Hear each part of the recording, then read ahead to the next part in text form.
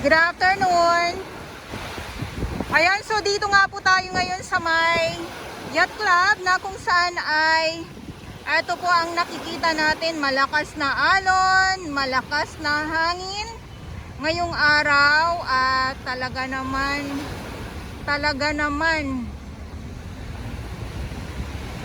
sana ay tuloy-tuloy na ang pag-init, hindi na umulan or hindi na sumpungin ng panahon, pero yung ganito na malakas ang alon at hangin ay hanggang kailan kaya? So hindi ko alam kung may bagyo pa din or may panibagong bagyo na papasok. So hindi ko po alam, no. Paki-comment na lang po sa aking mga viewers kung kayo po ay alam niyo po na may bagyo na paparating, dahil ay ang panahon ngayon dito sa Manila Bay ay malakas ang hangin, malakas ang alon. Ito ba ay habagat pa rin? Kasi yung ibang mga bagyo ay, yung mga bagyo na dumating ay wala na po silang lahat. Kaya lang, yung alon at hangin ay malakas pa din at nadadala yung mga napapadpad yung mga basura dito sa Manila Bay po. Ayan. Mamaya sili po tayo sa may Dolomite Beach naman, at ito yung trash skimmer.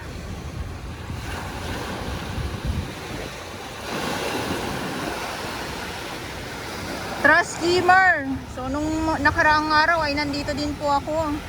Pero tuwing hapon nga po tayo napapadpad dito sa yacht club. Okay, so dito sa yacht club ay walang tinatambak na Dolomite sand po. Only gray sand or black sand po. Ayan. So, ito yung ating makikita.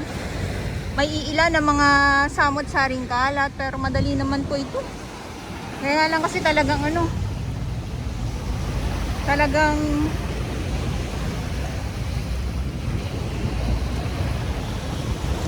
madaming mapapadpad dito gawa ng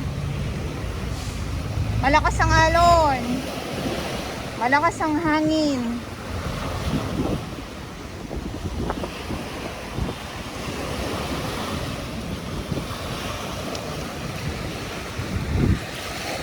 Pero makinang ang gray sand, makinang ang ayan o, diba? Sobrang kinang. Kahit na may mga iilan tayong mga kalat na nakikita dito.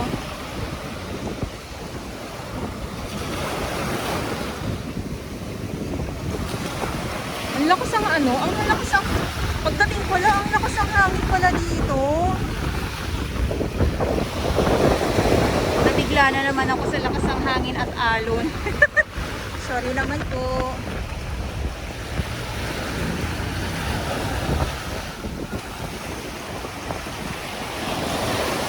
Parang sabi ko kanina, alam, may bagyo pa din ba? Ay napapaisip ako kung may bagyo pa din or wala na ba. Hindi na kinakaya ng payong ko.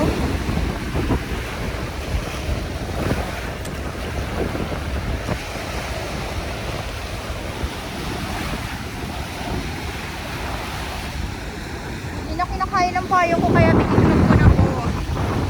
Baka mamaya ay natangay ako ng sarili kong payong. Pero yung sarili kong payong natangay.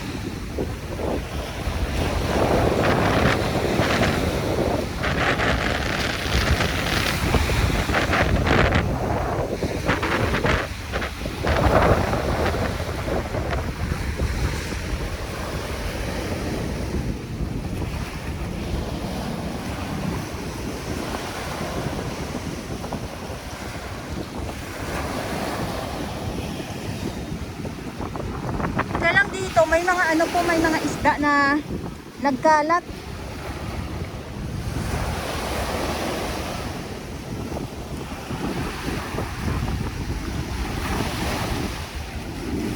So ngayon lang uli ako nakakita ng mga isda dito sa yacht club na nagkalat nga po. Dahil yung mga yung drainage ay binuksan na dito sa may yacht club. Hindi ko alam kung sa drainage po yun or or baka na mga ating mga kababayan, yung mga mangingisda na nalaglag, yung mga ganun.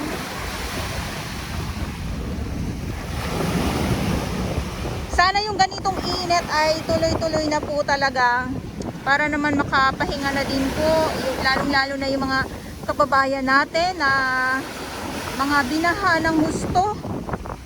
Mga binahan ng gusto, lubog yung kanilang mga bahay, yung kanilang mga lugar. Tapos panay ang ulan pa din po. Kanina nga, malakas pa din ang ulan. Pero ngayon ay, parang ano na lang pa, sumpong-sumpong na lang siya, yung mga tipong ganun. Tapos mahirap din po makapagpatuyo ng mga damit ng mga nilabhan. Lalo sa habulin mo yung araw. Biruin mo yung araw nung hinabol mo na.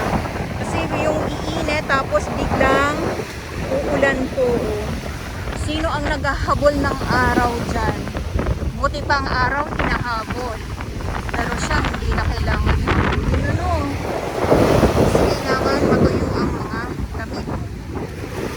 Ito kasi yung ano, pag natutuyo sa araw talaga. Papanay ang ulan, wala. Hindi po matutuyo ang ating mga damit. Biruin nyo, napunta tayo sa ano, sa pagtuyo ng mga damit. Bakit ba? Kasama yun eh. Dahil pag panay ang ulan, panay ang bagyo, hindi po talaga tayo makapagpatuyo ng mga damit. Yan po ay napakahirap. Okay. Ito yung sinasabi ko sa inyo, oh. Nakayon ko lang nakita muli itong mga ano na to. Itong mga isda na to. Wala na silang ano. Nagkalat sila dito, madami yan.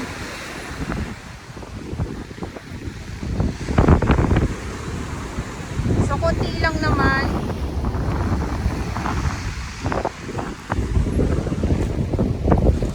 Ang mga ano, ang mga kalat dito sa dalampasigan nitong Grayson. At etong mga nasa sako, yan naman po ay hahakuti naman ng truck.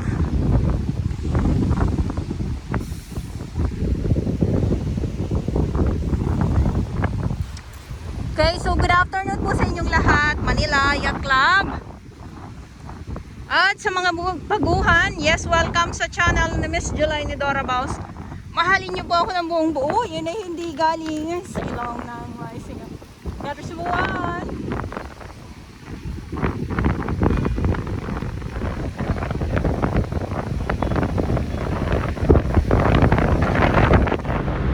Okay, so galing na tayo sa Yacht Club. At syempre, lakad na nating gagawin.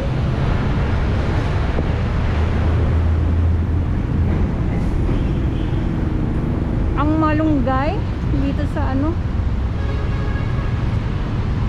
Ilang ka yata ito? Ilang ka?